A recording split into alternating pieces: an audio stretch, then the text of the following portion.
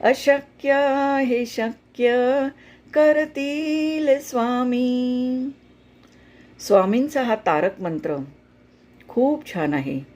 प्रत्येकाने ऐकावा, मनापासून ऐकावा. आपल्या मनामध्ये जी काही कामं अडलेली असतात, आपल्या मनामध्ये जे काही दुःख साठलेलं असतं, त्या दुःखांना वाट मोकळी करून दिली जाते. आपल्या मनातलं मनोबल वाढायला मदत होते. इतका सुंदर हा तारक मंत्र आहे, परंतु तो प्रत्येकाने ऐकावा.